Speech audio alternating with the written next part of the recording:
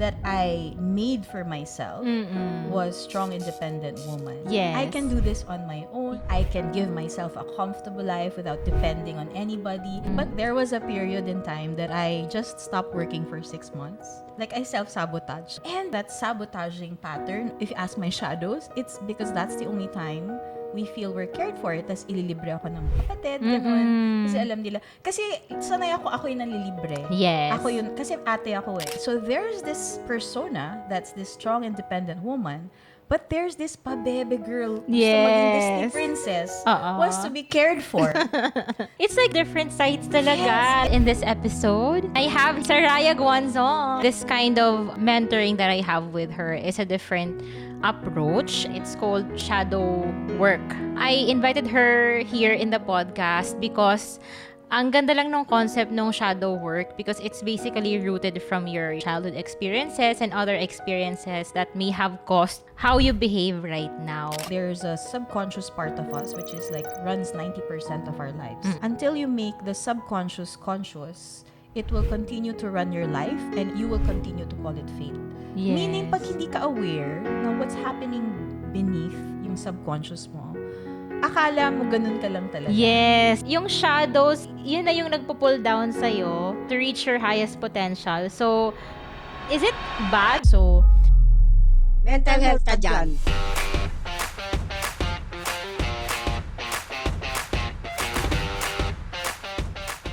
She recommended na panoorin ko yung session nila with Ots, one of her clients. Meron kang nabanggit doon na parang nag-call out na parang, uy, ako yun na.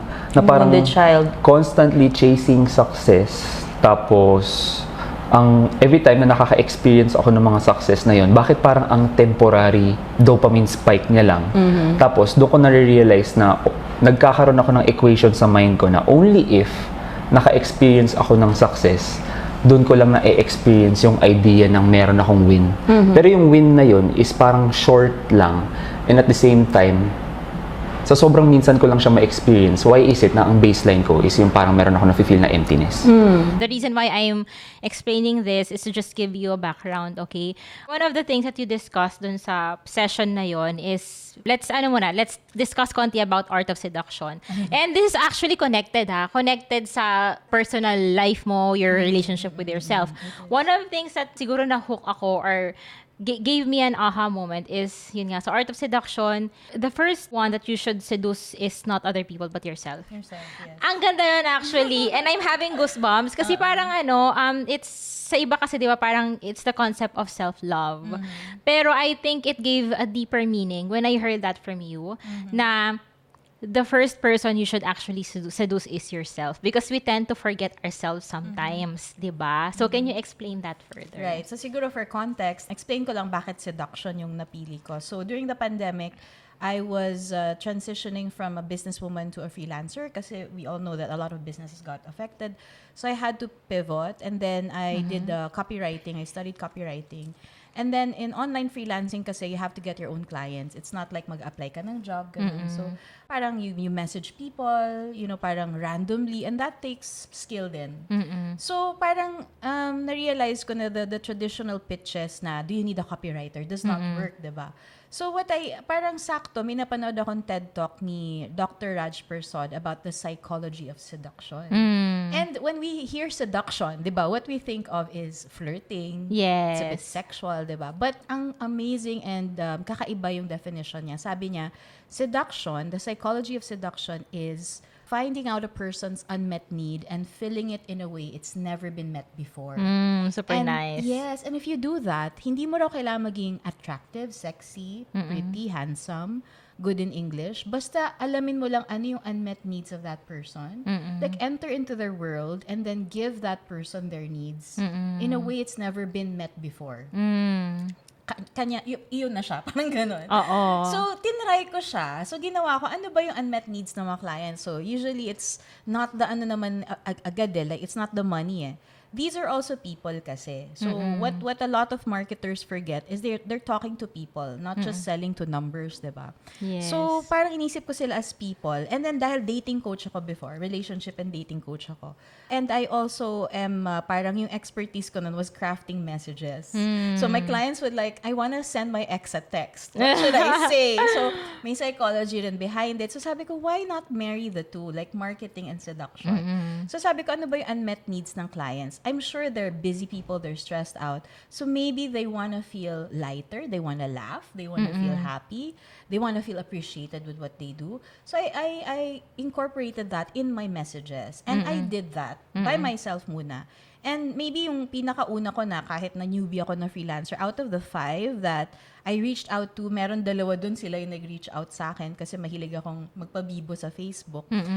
All of them said yes. And Okay. that's parang a very rare feat considering newbie ako. Yes. And then the people in my community of freelancers were like asking, how did you do it? Kami like we have 1,000 connects pero wala ni isang nagre-respond or palaging scene zone. Sabi ko, what message do you send? The typical templated text. Sabi ko, well, that kasi doesn't really make you stand out. And it doesn't spark interest. So you have to treat it like dating. Diba? Yes. When someone comes up to you and says, hey, can I have your name? Di ba parang, that's so creepy and that's so gasgas. Diba? But what do you do? Papapansin ka muna, evoke an emotion. Which Yes. an unmet need is patawanin mo, pakiligin mo, diba? Or make them feel appreciated. When you evoke an emotion in them, which comes from an unmet need, that's the time they'll be interested in you. So ngayon, nagturo na ako ng mga templates and more of behavior and psychology in how to make people feel something when you message them. Yes. Na hindi siya like, it's a template, ganyan. And I had a lot of results with the students. So, Yes. nag-transition ako into coach kasi ang dami na nagpapa-coach. So, it was really an unexpected detour in my career. Kasi gusto ko lang naman maging copywriter. I Yes. just wanted to find my own business. Pero there were a lot of freelancers. Hirap na hirap ng pandemic to get clients. And ang hirap din makahanap ng trabaho. So, I had to really decide na, sige, parang I have to let my job go kasi parang wala naman nakakatulong sa kanila in the way na nakatulong ako. Kasi a lot of them really, hindi lang nagka-clients, a lot of them were able to get raises, like from, let's say, $10 an hour. I had a student, si Victoria, VA siya ha, from $10 an hour, na-increase niya $30 an hour with the negotiation skills that I taught. Yes. Na yun, incorporating. So yun na, parang a lot of students and maybe a lot of batches later, maybe 6 batches later, napansin ko, nag-evolve yung needs ng students. So, segue na ako dun sa shadow work. If you Yes. don't mind. Oo. So, napansin ko na these students from just wanting to survive and get a client, nung nakakuha na ng client, they were starting to earn 6 figures, which is a dream for them before. But why, when they're in that point, na they're in that, in that situation, this is what I wanted before, biglang lalapit sa akin na, Coach, bakit nagsa-self-sabotage na ako? Na parang, I feel like ayoko na ituloy or parang natatakot na ako to be bigger, ganyan. Tas parang sabi ko, ano ang problema ng mga to? Kasi akala ko ba yan na yung gusto nyo? And then until I experienced it myself. Like, there was a period in time that I just stopped working for 6 months. Like, I self-sabotage. So, everything I'm teaching comes from my own experiences din kasi. So, sabi ko, baka what worked for me will also work for these students na what is that invisible block stopping them from taking the next step? Kasi from 0 to 6 figures, and then 6 figures parang na-stuck na sila doon. And sometimes even bumababa pa uli. Like what happened to me when I just stopped working for 6 months, I lived off my savings and I didn't know why. Diba? So, sabi ko baka makatulong sa kanila what I did, which is Yes. shadow work. So, yun. No, in-incorporate ko siya sa mga group coaching program ko. So, there was the skill set, which is the client getting, how to do calls, how to overcome objections, how to send messages. Then there was the mindset work, which is, it's deeper than overcoming limiting beliefs. It's really getting to the root cause of what is causing the self-sabotage and actually looking at the self-sabotage as the sign of something deeper. Instead of just, productivity hack or gawin mo to. Dapat more motivated ka, more disciplined ka, more habits ka lang. Yes. It's more of why. Bakit ka nagkakaganyan? Before we add another thing to do, we dig into, yun na yung tinatawag na shadows. Okay, so it's a very deep. Yes, very deep. Yeah, so, very yun siya, dun siya nag-start na from Art of Seduction Marketing. Actually, related pa rin siya sa seduction to connected to your question earlier. Why? Because if you remember the definition of seduction, which is finding out a person's unmet need and filling it in a way it's never been met before, my students and I was able to do that for other people. Pero, pag sa sarili natin, why don't we know what our unmet needs Yes, are? And why do we exactly. never fill it? Kaya ang sabi ko kay Kai noon when we first met, the first person you should seduce is yourself. Kumbaga, if you look at the seduction definition na finding out a person's unmet need, before you go out and find people's needs and meet them, why not find your own needs and meet them first? Yes. Para you're giving from a full cup, not an empty cup. Yeah, and it's not from a physical level lang ha. It's No. emotional, Yeah. it's mental, ganon. Yes. So, dun siya nag-start. Parang, since mahilig ako sa psychology and seduction, Yes. nag-bleed over na rin siya into, Oo. like, yung self-discovery na siya. Yeah, and pero inner it's, work. I think it's really beautiful kasi diba parang ang concept natin when it comes to psychology and also seduction is outside, diba, external. Yeah. Pero this approach is going inward, Yes, which I going think is really inward. beautiful, diba? So, okay, dun sa, yun nga, yung kwento mo na parang you discover that there are deeper causes, yung mga sabotage nga na, yung mga bagay, experiences that are sabotaging you from reaching your full potential. So, what else did you discover ba dun sa, before you identified na, okay, I have to facilitate shadow work. Like, paano ba nakaka-apekto yung pag may saboteur ka ganyan? Ano yung worst experience? Not only in the freelancing industry, but on a personal scale, personal experience. Sige, can I give like maybe 3 examples? Yes. Sige, so the first example is of course myself. So nagsimula sa sarili ko yan, that's why I discovered it. So as I mentioned, there was a time that I made 7 figures in 2 months. 7 figures. Oo, kasi parang hindi ako sanay. Badass. Hindi ako sanay. Pero na-enjoy ko siya, parang wow. Oo. Syempre with the help of my team and ganyan. And then, Yes. yun nga, parang after that, I started to sabotage. Like, I didn't show up. And I didn't want to coach. And I stopped for 6 months. And no matter what, ang galing ko sa limiting beliefs and stuff like that, very motivated, pero I just couldn't understand. So sabi ko, I tried a lot of things actually. I tried life coaching. I tried hypnotherapy. I even went to shaman, Yes. Reiki healing, ganyan. Kasi I was undergoing a very parang rough time during that time. So it's kind of personal, so hindi ko nasasabihin. But siguro it's something that would devastate a lot of people talaga. And I'm not saying that they did not work. But what happened was, they opened me up to a bit of like seeking and healing. But what happened was, I would just revert back to just feeling unmotivated and depressed. And even as I went to a psychologist and she Were you diagnosed? I was diagnosed. Clinically diagnosed? Yes, with Okay. major depressive disorder, I think it was called. Okay. Tapos, also ADD, attention deficit disorder. Okay. Noong una akala niya, anxiety, kasi similar pala yung symptoms. Yung pala ADD, kasi grabe talaga yung lack of focus. So sabi ko, I think there's something deeper here, kasi bakit bigla ako magsa-stop? Yes. So when I did shadow work, I actually discovered it from an international mentor. And most of them were men actually. And so parang there was just one question that really went to the root of it all, na it really shocked me. Kasi shadow work, it's really not easy as you can diba, testify. Parang it's uncomfortable because you're gonna face the shadows, kasi are parts of you that you deny, that you repress, that you hate, that you rejected. Those are the shadows. So there was this one question. And the question was, what benefit do you gain from being broke? Kasi I was about to be bankrupt that time. Pero mo 6 months, I did not work. I was just living off my savings, Okay. blowing up that 7 figures. So, if I were to answer that logically with my conscious mind, it would say it doesn't make sense. Of course, ang identity natin is strong, independent woman, diba? And as a single mother, I needed to provide for myself Yes. and my kids. So, it doesn't make sense, that question, what would it benefit me if I'm broke? What? Ganun ang ego, diba? Ang logic. But with shadow work kasi, isasantabi mo muna si logic. Like, you would ask it and then the first answer, or what we can say probably the gut gut feel or the gut answer, yun yung coming from within. The subconscious or the shadows. And you know what? Nagulat ako sa sagot. So when I asked, what do I gain from being broke? And ang sagot, na-shock talaga ako because that's the only time we feel that we're cared for. Grabe! And I was like, oo nga, no?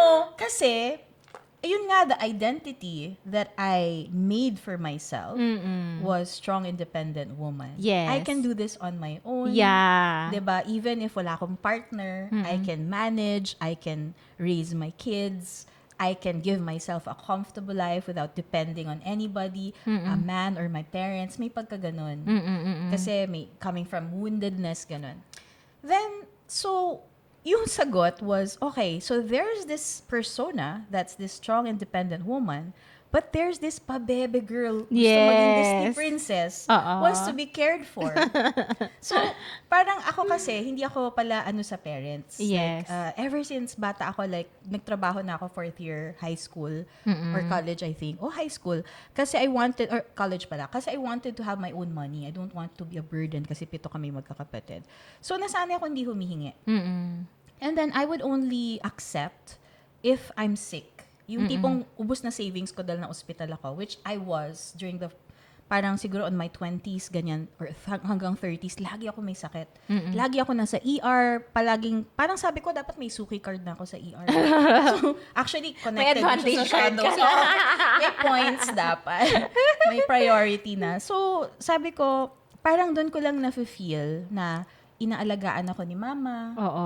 Binibigyan niya Kasi ako ng... tipong walang-wala ka. So, Kasi, hindi ako nangihingi eh. Oo. So, doon lang ako mag-receive kasi walang-wala na ako. Okay. Tapos, feel ko yun pag nasa akin yung attention, pag nasa ospital ako, or pag kunyari, broke ako, ililibre ako, bibigyan ako ng washing machine. washing machine. Bibigyan ako ng ref.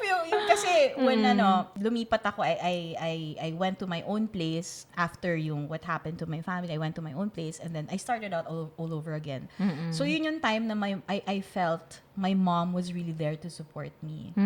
And yun, going back to that sabotaging pattern of what's the benefit of being broke, if you ask me, if you ask my shadows, it's because that's the only time we feel we're cared for. Tapos ililibre ako ng mga kapatid, gano'n. Kasi alam nila. Kasi sanay ako yung nanlilibre. Yes. Ako yun, kasi ate ako eh. And I have like 4 younger siblings and 2 older siblings. So, 7 kami. So, sanay ako yung nag-aalaga. Yes. Sanay ako yung nanlilibre. Like, yun nga, I would even give them like Nespresso machines as gifts nung time na nag-first 7 figures ako. Tapos, I would give my mom a Louis Vuitton bag. Yung sanay ka talaga to splurge on people, but not on myself. Oo. Ay! Palaging sila. Palaging gusto ko yung ibang tao yung happy. Oo. So, nakaka-feel lang pala ako ng receiving help and care when I'm broke. Oh. Kasi I'm forced to. So, it's like, 2 different sides talaga. Yes, like, it's- super independent and strong nung isa. Tapos yung isa, very The shadow. kawawa. And guess what? The shadow runs 90% of your life. Oh. Pero wait lang, sorry. Mag-backtrack tayo ng konti. Simply put, how would you, explain, very simple, yung term na shadow work? So, Okay. people lang can understand what really Alright, shadow sige. work Kasi nga, is. shadow work is not yet sikat in the Philippines. So, it's an offshoot from Carl Jung. So, he's a psychoanalyst. Parang kapanahunan nila Freud. So, si Carl Jung, he was the one who discovered the archetypes. Kumbaga, we all carry archetypes. And what's nice about knowing the archetypes is, kunyari, the wounded child or the victim. There are also good archetypes like the warrior, the magician, the lover, ganun. So, when you have these archetypes, you have something parang mas visual siya sa'yo or mas clear siya sa'yo na, I relate to this. Yes. And I can be like this. Or I don't want to be like this. And then I want to be like the warrior naman. So parang victim pala ako pag ganun. So, yun yung na-appreciate ko sa teaching ni Carl Jung, just to put it simply. And then, yung shadow work is going deeper in, kasi sabi ni Carl Jung, there's a subconscious part of us which is like runs 90% of our lives. Actually, may quote siya that I really like. Sabi niya, until you make the subconscious conscious, it will continue to run your life and you will continue to call it fate. Yes. Meaning, pag hindi ka aware na what's happening beneath yung subconscious mo, akala mo ganun ka lang talaga. Yes, oo. Actually, parang, ano lang, and you don't notice it. Yeah. Di ba? You don't notice it. Kaya nga Oo. nasa, ano siya, di ba? You have to make it conscious, di ba? Yes. So, ang weird lang. And you don't understand why. Like, what happened to me? Oo. Why was I sabotaging myself? I was making a good 7 figures in just 2 months. Uy, tuloy-tuloy ko lang yun. Ang yaman-yaman ko na siguro ngayon. Marami pa hindi lang when I asked that question, hindi lang si I wanna be cared for, yung lumabas na shadow. I was also afraid of success. Oh. Because I was so used to keeping myself small. Kasi nga, pag 7 kayong magkakapatid, huwag kang pabida. Oh! Huwag kang pa-favorite. Oh my gosh! So May basically, ganon. yung shadows is like, yun na yung nagpo-pull down sa'yo, yun nga, to reach your highest potential. So, is it bad or good? No, yun yung misconception about shadow work. So, what I love about yung the whole work that I do is it's parang yung root niya is compassion. It's not trying to change you or fix you. Oo. It's trying, number 1, to uncover. Yung i-acknowledge mo, may part pala akong ganun. Okay. May part akong pabebe. 'Di ba? Tapos hindi mo sasabihin, hindi, strong independent woman tayo, then you wanna kill that part. Because you wanna keep this identity. That's the ego speaking. But if you are connected to your true essence, you would understand that these shadows have good intentions. Okay. They were formed because they were trying to protect you from something. When you experience something when you were a kid, let's say, yun, yung example natin na you hid your brilliance. Let's say may bata na mahilig kumanta. And then nasabihin ang pangit ng boses mo. And then hindi na siya kumanta ever hanggang Yeah. pagtanda niya. Why? Because natakot siya. Okay. Natakot siya of rejection, of failure. So, naging shadow. So, even brilliance can be shadow. So, another classic example na very Pinoy. Pag umiyak yung bata or pag nag-express ng galit, magagalit yung magulang. Huwag ka Yes. umiyak, huwag ka magalit, bad yan. So, the child learns that expressing anger is bad. Yes. And it now, parang to protect itself, so again, the shadows are there to protect you. So, are formed to protect you. So, to protect itself, ang iniisip kasi niya, ang survival instinct nating lahat is, I need to be loved by my parents so I can survive.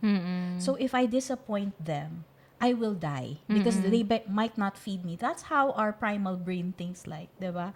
Very survival rooted yung primal brain natin. And as kids, that's all we had. They were all we had. So we now adapt as children, but we're not aware of this. We now adapt and try to hide those things that we feel are not accepted by our parents. And of course, as children, lalo na 0 to 7, kung anong sabihin ng parents mo or ng paligid mo, ina-absorb mo lang yan. Pag sinabi nilang good or bad, this is good, this is bad. So, being angry is bad. Crying is bad. Therefore, expressing strong emotions are bad.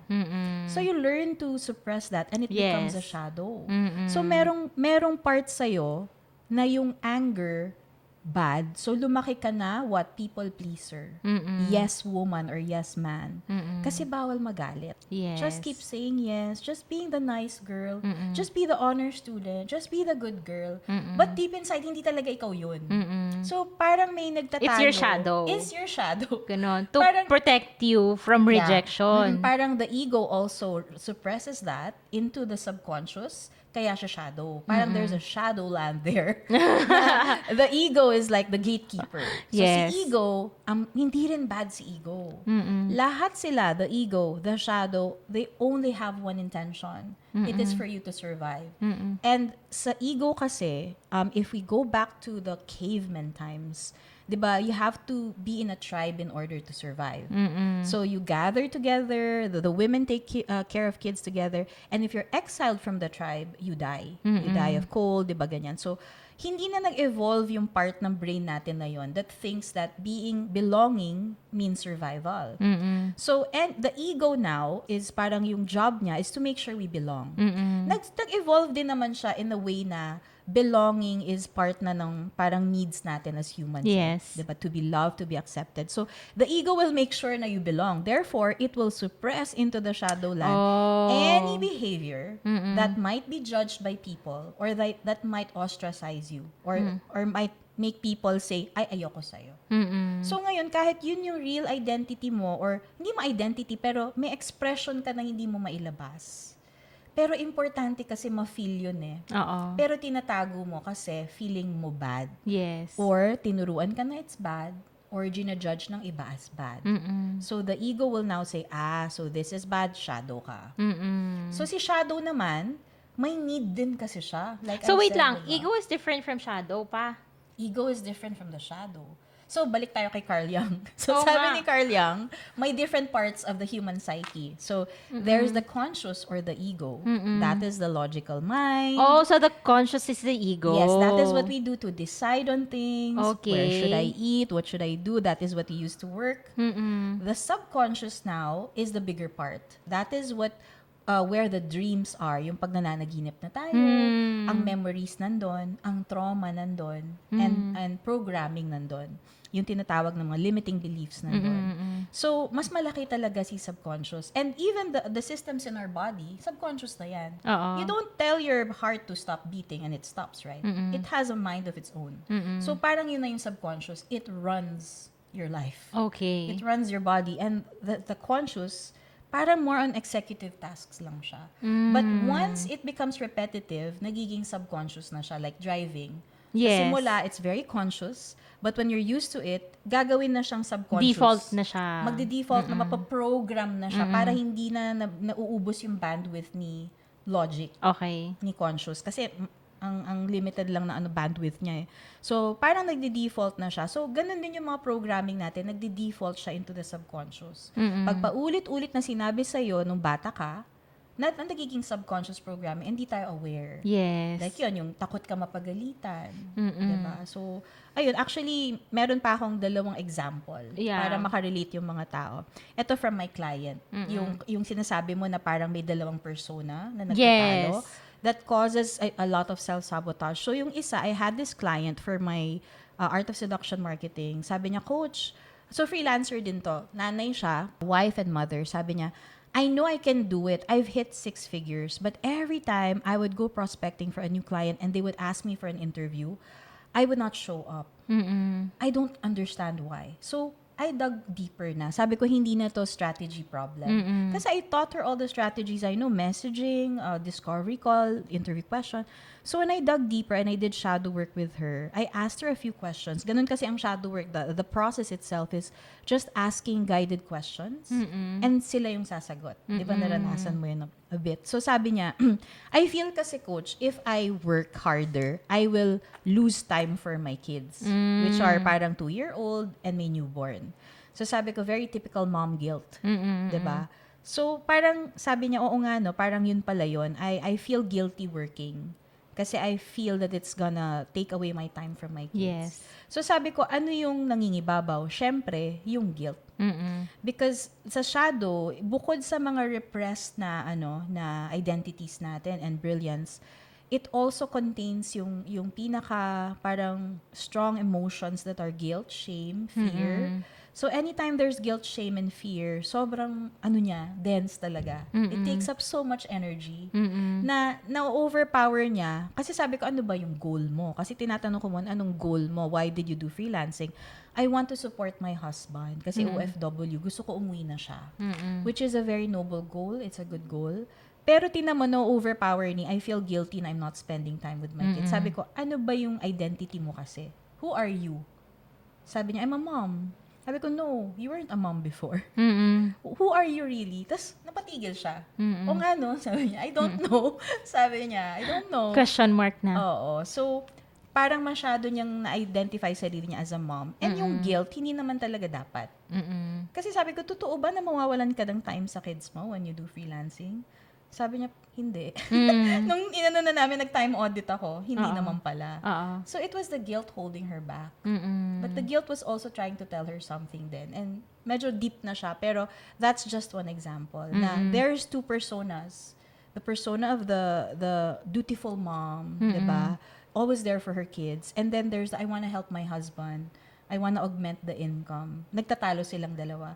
So, every time there are shadows na nagtatalo within you, walang nananalo, hindi rin mananalo si ego. And you will always like be parang, yung parang ang daming nasa driver wheel. Tapos lahat sila nasa kanila steering wheel. Wala kayong Na-stuck ka patutunguhan. na. Yeah, so that's another example of how it sabotages us. Pero it's also trying to protect her from something. Yun yung dinig deeper namin. Yes. So what's the next example? The next example naman is, ito, classic Pinoy, toxic culture din. Yung ginagamit yung mga anak na, yung parang insurance or pagka nagkatrabaho na. So, ang dami ko, ito yung pinakamarami kong case na estudyante. Breadwinners. No, so, very brilliant freelancers. Like, they can earn 6 figures, kaya lang, nag-hit sila ng ceiling. Sabi, Coach, bakit pag andyan na malapit na ako sa goal, bigla akong matatakot, titigil na ako. Tapos when we dig deeper with shadow work, the answer is, ano yung kinakatakot mo? Hindi nila alam eh. Tapos pag through the questions, takot ako na pag when I earn more, mas marami silang hihingin. And napapagod na ako. And mga single to ha. Mga single, they can't live their life. They can't even enjoy their lives. Because they feel so guilty just feeling that. Just feeling na ayoko mag-earn more kasi mapipilitan ako magbigay na naman kay mama, sa mga kapatid ko, sa pinsan ko, papaaralin ko, papamangkin ko. So, pagod na ako. So, they keep themselves small because they're afraid of more responsibility. And on a deeper level in shadow work, kasi we don't just go that surface level pa lang yun. Why are you afraid of responsibility? It's not lang dahil pagod ka. It's because you never experienced being cared for as a kid. And bumabawi ka ngayon na, ayoko, ako naman yung alagaan sana. So, andyan na ngayon yung ma-attach ka sa mga partners, tapos nagiging toxic yung relationship, kasi nagiging depend. Sanga-sanga na siya. Pero sa money, it also has a lot to do with your relationship with money. Like what happened with me, diba? Lahat. It affects your money, your finances, your relationships, your health even. I could go on and on. Grabe, as in. Pero grabe talaga. Now, when we did shadow work and she discovered that, na meron palang unmet need to be cared for by the mom kasi she had a very toxic narcissist mom. Yeah. Kaya ayaw na niya parang she was sabotaging herself. So, we did baby steps. We uncovered her unmet needs, core values as well. And then, when we uncovered yun kasi yun meron ding akala natin ego values. Akala natin values, pero ego values siya. Like, pag tinanong kita, what are your top values that you know, this is the things that motivate you to do what you do. A lot of people will say, faith, diba? Family, diba? Financial freedom. But you know what? These are ego values. Why? Because wala ka naman lahat yan when you were born. Diba? You were here by yourself. So your soul, ano talaga yung value ng soul mo? What does it value outside all of these people? Outside the faith, outside the family. So when I do this exercise, which ginawa na natin, diba? Hindi pa? Hindi pa. The self-sabotagers. Hindi pa. Gagawin natin later. Oo, gagawin natin. Malalaman mo yung core values mo, hindi sa strengths mo. Sa sabotaging behaviors mo. Oh my gosh. Because again, the shadows have a purpose.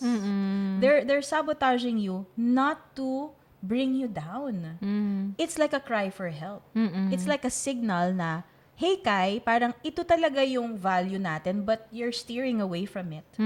Ito yung unmet need ko since I was a kid but you're not giving it. You not your mom. Yes. You Kai are not giving me this need to be loved. Yeah. You don't love me. You also judge me. Oh my gosh. That's Trigger warning. It's so like, you know, when you do it for the first time, lahat ng reaction ng mga clients ko was like, grabe coach, parang yun napapagano, parang grabe yung realization. Yeah.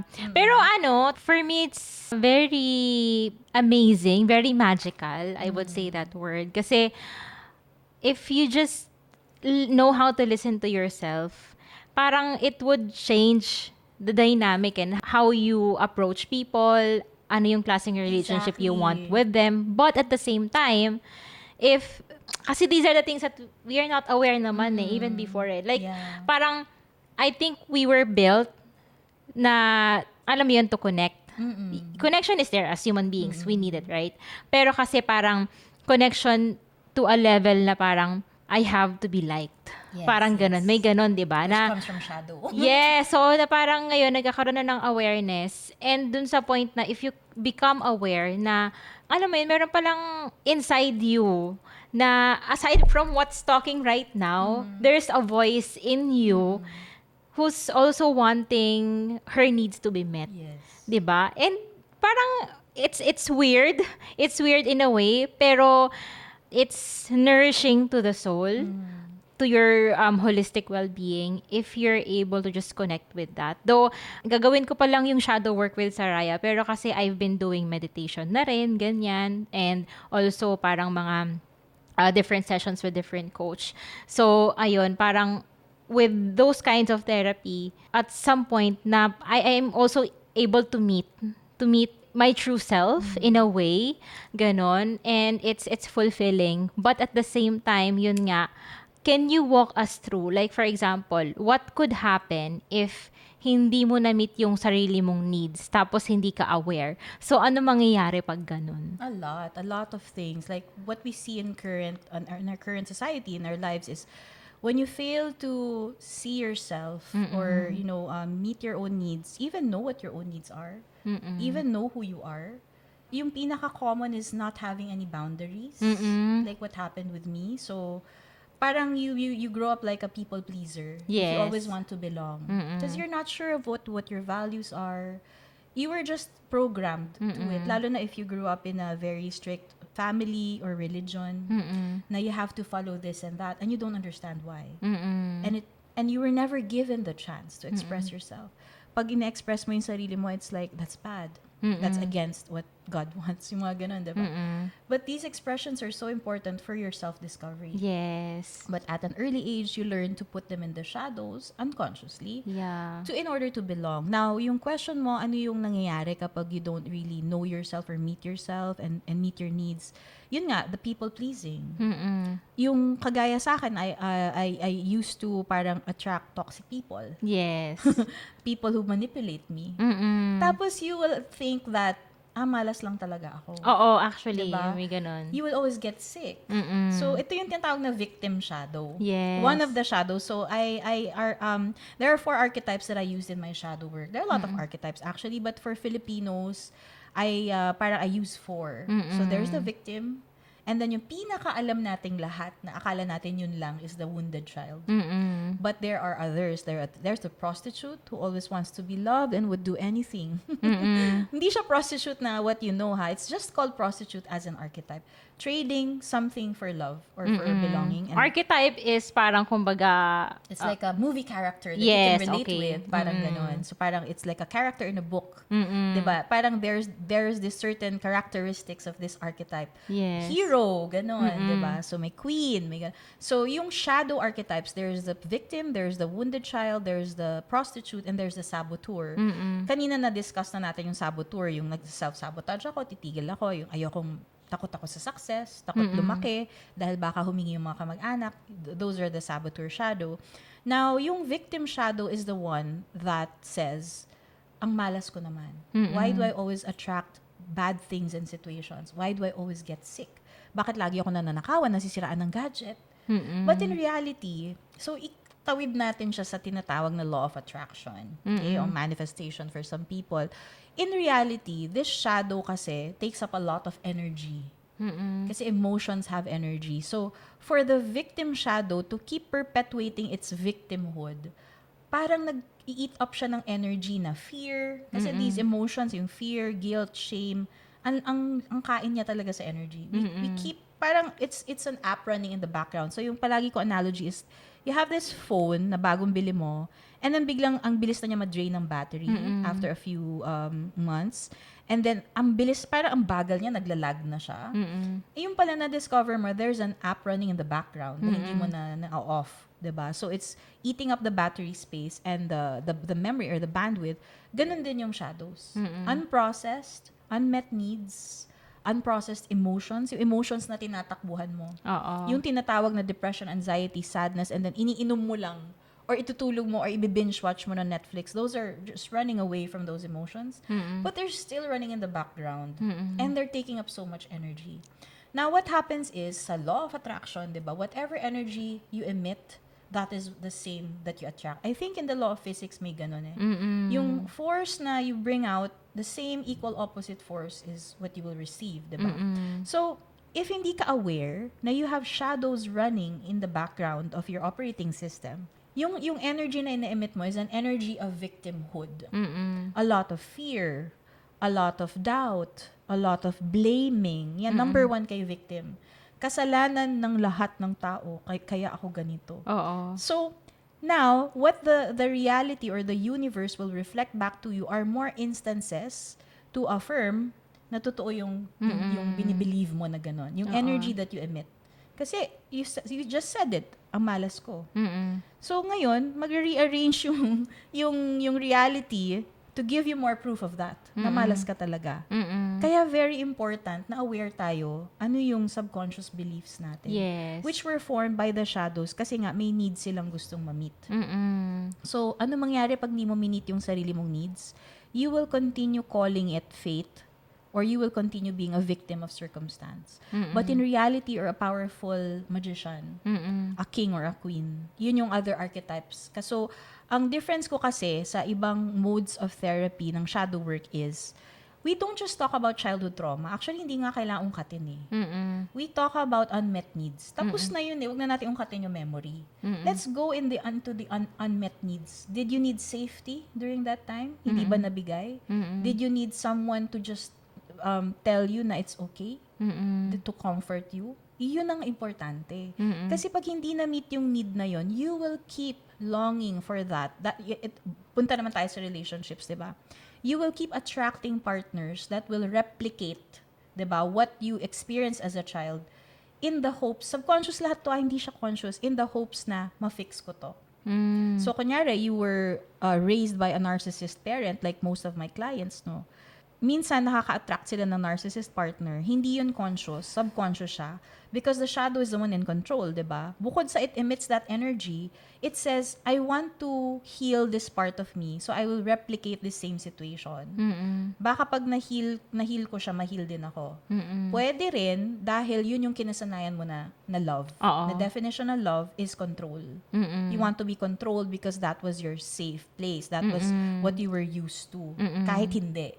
Kasi dun ka na nga na-program, dun ka na sanay, napunta na siya sa subconscious. So, when you're not aware of your needs and meeting them by your own, you will fall into patterns of codependency, yung hirap ka to let go, and then magkakaroon ka ng parang resentment towards people. You blame them for your life. You feel powerless. You feel walang motivation sa buhay. Doon na lumalabas yung sometimes depression. In my case, the ADD. Yes. Yung parang being out of focus and thinking of so many things at the same time was my way of running from my unmet needs. My way of running from my shadows pala. So, ang dami. Actually, a lot of mental disorders, I think even yung mga split identity na tinatawag, bipolar, ang nakikita ko doon, there are shadows na nagsasalita, and what we keep doing is repress them. We keep saying, bawal magalit.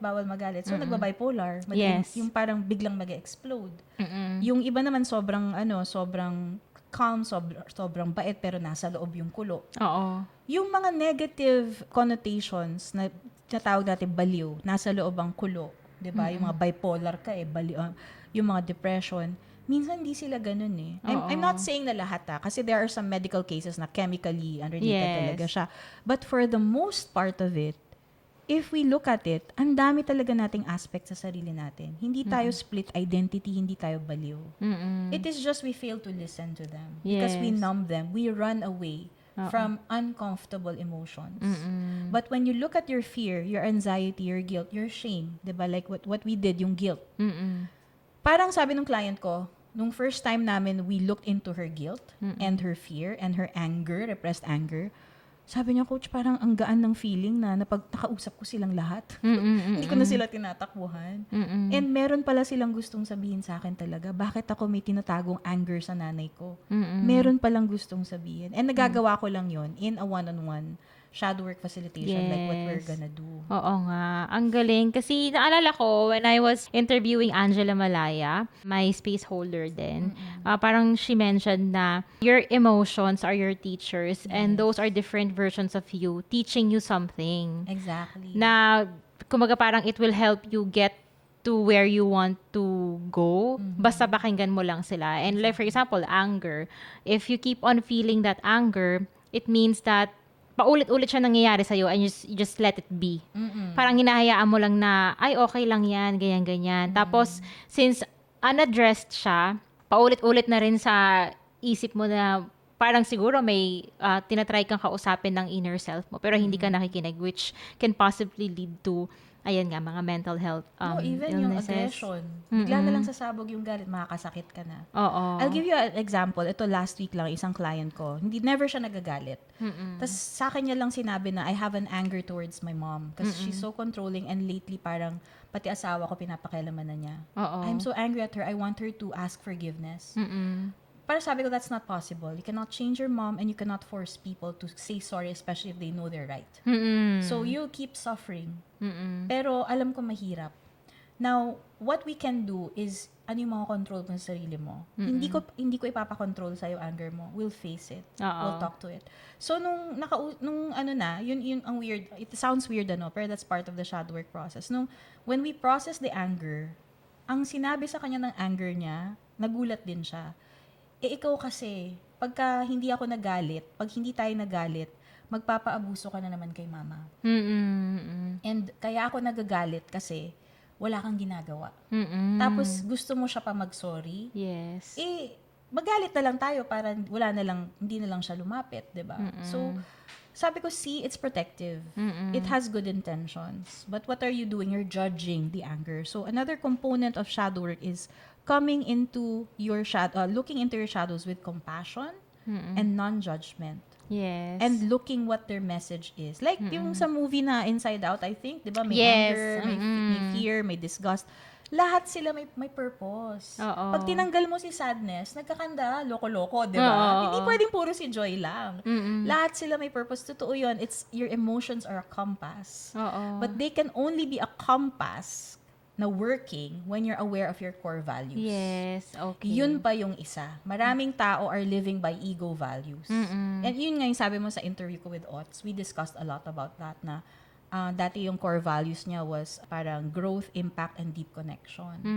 O tapos parang it just brought a lot of parang distress to him. Na parang hanggang ngayon, kahit na-reach ko na yung 9 figures na nga eh. Ang yaman na niya and he's just parang young, no 30s. Tapos the dream body na-achieve na niya. He has a big house. Kasi hindi pala yun yung totoong core values niya. So when we did shadow work, ang na-uncover, ang totoong core value pala niya ay peace, freedom, and love. Kaya lang, si ego sabi, hindi yan macho enough. We live in a machismo world where hustle is rewarded and pag entrepreneur tayo, dapat hustle. And coach kasi siya eh. So parang sinuppress ni ego yung totoo niyang value because it's so feminine. Oo. Because it's so Yeah. soft. Diba? And we can't be rich with peace, freedom, and love. Right? So the ego values naman brought him to where he is. Yes. But the problem is it's not sustainable because you will feel empty. Yes. You will feel burned out. You will feel a lack of motivation. So your emotions will only serve as a compass if you're aware what your core values are. So ngayon na alam mo na peace pala, freedom pala, and love. So whenever I feel burned out, whenever I feel like I want to self-sabotage or why don't I want this offer anymore, ayan yung nagpayaman sa akin. Look into it. Don't huwag mo nang tapalan ng mga productivity hacks. Oo. Huwag mo nang tapalan ng motivational quotes. Huwag mo nang tapalan ng affirmation. Go directly to the self-sabotager and ask, bakit ayaw mo na? Oh, May rason yan. I see. Kasi it's getting us away from our peace. So sabi niya, ito yung direction mo, yung peace. Sabi nung compass mo. Yung emotion mo yung compass. So parang bumabaligtad ka na. Kakahabol mo, gusto mo ng 100 million subscribers gaya ni Mr. Beast. But does that really give you peace? Sabi niya, no. Na-realize ko, nga no, pag nagka 100 million subscribers ako, and so what? Wala akong peace kasi ang daming magme-message, ang daming makakilala sa akin. So, parang dun mo makikita yung, okay, so I'm straying from my true north. Oo. True north are your core values. Core values are the values of your soul. The desires of your soul without the ego. Without any identity that you attach to being a good mom, being a perfect student, being a successful entrepreneur. Those are all ego kasi. And they're not Yes. bad. They're there to help you survive in this world. But what is your soul's value? And ang tanong nila, coach, paano di naman pwedeng hayahay lang ako na laging peace? Oo. Doon na ngayon yung facilitation sessions ko. Part yon na, paano mo ngayon siya i-integrate? Yun yung tinatawag na integration. Oo. There are ways to do that. And I call it baby steps. Na how do you integrate the peace into the entrepreneurship? How do you integrate the freedom or if you want to feel pleasure? A lot of my clients na discover nila, top 1 nila pleasure. Pero they feel guilt agad. Lalo na yung mga breadwinner at nanay. Para in denial sila na, pleasure? Bad yun, di ba? No. Whatever your soul's desire is not bad. It's planted there for a purpose. Yun nga yung true north mo eh. Pag finalo mo yan, dun mo mahahanap yung tinatawag mong path. I don't wanna call it purpose ha, pero dun mo mahahanap yung flow when you follow it. And true enough, nangyayari sa kanila. So, that client of mine, the breadwinner, na ayaw kumita dahil baka humingi na naman yung nanay, Oo. she learned from her shadows ang kailangan ko lang palang gawin is to set boundaries with my mom.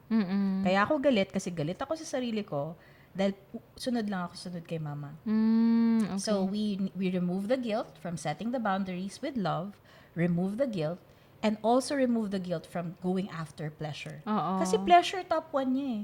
So sabi ko, ano yung mga bagay? So one of the exercises I ask my clients to do is list down. So once you uncover your top values, let's say it's pleasure, peace, comfort, no? List down all the things that give you pleasure. Don't filter. Parang sige lang, free-flowing lang. Don't put any guilt or judgment. Kung walang ibang nakakaalam, ito nagbibigay sa akin ng pleasure. So, siya, never pala siyang nakapagpa-spa, nakapagpa-foot spa, or nakapagpaganda. Nagigilty siya maggastos ng pera. Pero breadwinner siya ha, single. So, sabi ko, sige, anong baby step natin? Kung ayaw mo munang gumastos ng malaki, magpa-lashes, coach. Tapos, first time yung magpa-lashes, sabi ko, sige, you need to schedule that. Unahin ang sarili. So, nagpa-schedule siya the following day. Alam mo, pag uwi niya, sabi niya, alam mo, coach, ang ganda ng effect sa akin kasi nakakapag-live na ako. Dahil ang ganda-ganda ko sa camera. So, dahil nag-live ako, nakaka-attract ako ng clients. Yeah. So, actually, going after your top values will bring in what you really want. Which is, yun na yung financial, diba, freedom. Yes. And minsan, yung mga, tawag dito, I think, it's important na, yan nga, you get to know what you really want. Kasi minsan, di ba, pag ginawa mo siya nang hindi mo ina-acknowledge na, it's okay. Parang, di ba, gagawin mo siya for yourself. Pero at the end of the day, parang, you'll feel, guilty ako. Dapat ba talaga na magpa-lashes pa ako before ako mag-live? Mga ganon. Or arte lang yan. Kasi yun ang sinasabi ng iba. Pero if that's what gives you pleasure, then give it to yourself. Diba? And then don't think of what other people think. Basta wala ka naapakan. Yes. And then, yun kasi baby steps yun para lang ma-feel mo what pleasure feels like. Pero there are ways that you can incorporate it dun na talaga sa business mo, in life. Like for example, ang resistance niya is ayaw nga niyang mas dumami pera niya. So, may resistance din siya sa financial planning and budgeting. So, sabi ko, now, hindi ako yung nagbibigay ng tips. I won't give you any more things to do in shadow work. Lahat manggagaling sa'yo and your light. Yung inner wisdom mo or your light archetype mo yung magbibigay. Pag na-clear mo na yung shadow mo, mamimit mo naman yung light mo. So, ang galing ng idea niya, and I would never have thought of this for her. So, sabi niya, in order for me to combine pleasure, comfort, and yung kailangan kong gawin, which is yung mag-budget, which I need because I'm a breadwinner. What she did was, she selected her favorite restaurant ng super ganda ng ambiance, and then dun sila nag-budget planning ng boyfriend niya. Nice. So it was hitting two Oo. birds with one stone. So kasi the thing is you need to remove the resistance from whatever goal that you want to achieve. There will always be resistance. How do you remove it?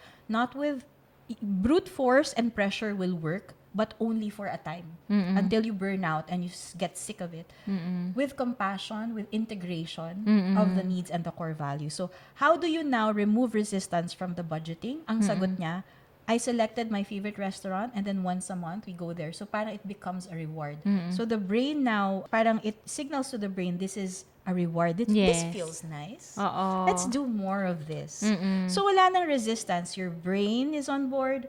Your heart is on board because you're giving it the core value or the unmet need of pleasure. Mm-mm. So when the brain and the heart are on board, in sync, walang resistance, walang Yes, sabotage. it's in flow. And it's so joyful. Oo. I mean, you can live a joyful life. Hindi kailangan sacrifice, endure lang palagi, di ba? Mm-mm. Just know what your core values are and go for it. Without the Yeah. guilt, unahin mo muna sarili mo. Mm-mm. Yeah. Seduce yourself first. Yeah, nice. And also, ito siguro last question before we wrap up the episode. Yung one of the things that you also brought up dun sa session mo with Ots is yung about healing the inner child. Parang na-mention mo doon na parang I can't remember if the word is danger pero parang to that effect na if you keep healing your inner child like what you see on social media, di ba? Parang it can also do you a disservice when you haven't even met your inner child. Yes, totoo. Tapos hinihil mo siya doing things Yes. that might not even serve your inner child.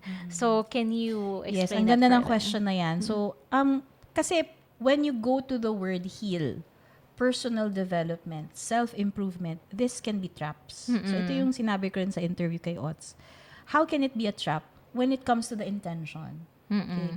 So, when you say, I want to heal myself, I want to improve myself, I want to grow, but when you dig deeper, it comes from an intention of because I have rejected myself. I hate my current self. Or I hate myself before. So I will give a concrete example para mas magets ng audience. Yun nga, with my client, si Ots, he used to be obese as a kid. And he was bullied for that. So besides being, because he was bullied, he started to really maybe hate his body because it's fat. So yun yung naging motivation to get the body that he has right now, which is six-pack abs, ganun. Tapos sabi niya sa akin, Saraya, ba't ganun? Even if I achieved my dream body and those perfect abs, I still did not feel happy. I still felt like the fat kid inside. And sabi niya, I would only feel happy when someone would validate me. Na ang ganda ng abs mo, ang ganda ng katawan mo, ang galing naman, ganyan. And then after that, wala na naman. Sabi ko, because that fat kid inside, you left him. You abandoned him. You were the first one to judge him. So hanggang ngayon, he's still crying. He still has an unmet need to be accepted. So until you accept that fat kid and love that fat kid and actually see him for who he is, not trying to change him, ikaw dapat yung una, kaya lang ginudge mo rin siya. So wala ka pinagkaiba sa mga bullies na nag-judge sa'yo. Ang sakit tanggapin nun. Kasi ako din pala yung nag-abandon sa sarili ko. Most of us are like that. I was like that with my physical appearance before. So, any self-development, even spirituality, if you come to it through with the intention, unconscious intention of I hate myself. Yun na yung sinasabi mo na parang it will do you a disservice kasi never ka masatisfy. Nothing can heal you when you don't learn to accept muna the parts that you rejected. So sabi ni Ots, yung pinaka parang one of the transformational things that happened to him was natutunan na niya ngayon to bring that fat kid with him wherever he goes. Oh, that's so nice. Yeah, and so dati he had this computer that he bought for just games. He would feel really guilty about it, playing with it. Lalo na it was so expensive.